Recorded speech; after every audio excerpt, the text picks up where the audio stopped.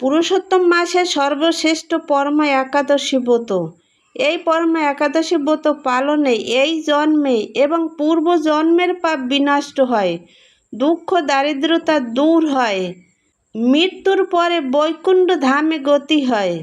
এই পরমা একাদশী ব্রত পালনে পিতৃপুরুষদের আত্মা শান্তি পায়, শরীর মন শুদ্ধ হয় এবং ভগবান বিষ্ণুর কৃপা আশীর্বাদ লাভ করা যায়। এই পরমা একাদশী ব্রতের মাহাত্ম্য পাঠ বা শ্রবণে একাদশীর পুণ্য ফল লাভ করা যায়। মহারাজ যুধিষ্ঠির বলেন, হে কৃষ্ণ, পুরুষোত্তম মাসের কৃষ্ণপক্ষের একাদশীর নাম কি এবং এর বিধি বা কী? দয়া করে আমাকে বলুন। শ্রীকৃষ্ণ বলেন, হে কৃষ্ণ, সুখ ভোগ মুক্তি আনন্দ প্রদানকারী পবিত্র এবং পাপ বিনাশিনী এই একাদশীর নাম পরমা একাদশী। পূর্বে বর্ণিত একাদশীর বিধি অনুসারেই এই ব্রত পালন করা কর্তব্য। এখন এই ব্রতের বিষয়ে এক মনোহর কাহিনী তোমাকে বলবো। কাম্পিল্য নগরে মুনি ঋষিদের কাছে আমি তা শুনেছিলাম। কাম্পিল্য নগরে সুমেধা নামে এক ব্রাহ্মণ বাস করতেন। তার স্ত্রীর নাম ছিল পবিত্রা। তিনি অত্যন্ত পতিব্রতা ছিলেন, কিন্তু পূর্ব কর্মফলে এই ব্রাহ্মণ ধনহীন হয়ে পড়েন। ভিক্ষা চেয়েও তার কিছুই জুটত না, কিন্তু তার স্ত্রী নিজ পতির সেবা নিষ্ঠা সহকারে করতেন। গৃহে অতিথি সেবার জন্য প্রয়োজনে অনাহার থাকতেন। স্বামীকে কখনো বলতেন না যে গৃহে অন্ন নেই। পত্নীর শারীরিক দুরবস্থার কথা চিন্তা করে ব্রাহ্মণ নিজের ভাগ্যকে দোষারোপ করতেন। একদিন পত্নী প্রিয়ংবদাকে বলেন, হে কান্তে, আমি ধনবান মানুষদের কাছেও ভিক্ষা চেয়েও পাই না। বলো এখন আমি কি করব? ধন সংগ্রহের জন্য আমি অন্য কোথাও যেতে চাই, তুমি আমাকে অনুমতি দাও। ব্রাহ্মণ পত্নী তখন তাকে বলেন, হে বিদ্বান, এ জগতে মানুষ তার পূর্ব সঞ্চিত ফল ভোগ করে। পূর্বজন্মের কোনো ফল না থাকলে স্বর্ণ পর্বতে গেলেও কিছু পাওয়া যাবে না।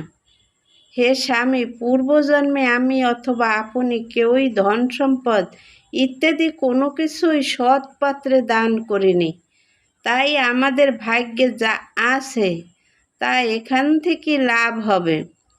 আপনাকে ছাড়া আমি এক মুহূর্তও থাকতে পারবো না, কেননা পতিহীনাকে দুর্ভাগ্য বলে সবাই তখন নিন্দা করবে। অতএব এখানে যা ধন লাভ হয় তা দিয়ে দিন যাপন করুন। ওই বিচক্ষণ ব্রাহ্মণ পত্নীর কথা শুনে ওই নগরেই রইলেন। একদিন মুনিশ্রেষ্ঠ কৌণ্ডিন্য সেখানে এলেন। তাকে দেখে সুমেধা খুব খুশি হলেন। ব্রাহ্মণ সস্ত্রী মুনিকে প্রণাম জানালেন। সুন্দর আসন দিয়ে তার পূজা করলেন। ওই দম্পতি আনন্দ সহকারে মুনিকে ভোজন করালেন। এরপর ব্রাহ্মণ পত্নী জিজ্ঞাসা করলেন, হে মুনিবর, কিভাবে দারিদ্রতা নাশ হয়? বিনা দানে কিভাবে ধন বিদ্যা স্ত্রী লাভ হয়? আমার স্বামী আমাকে এখানে রেখে ভিক্ষার জন্য দূর দেশে যেতে চান, কিন্তু আমি তাকে যেতে নিষেধ করেছি। এখন আমাদের ভাগ্যবশে এখানে আপনার শুভ আগমন হয়েছে।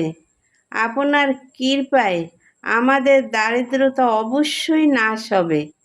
দারিদ্রতা বিনষ্ট হয় এমন কোনো ব্রত বা তপস্যার কথা আপনি কৃপা করে আমাদের বলুন।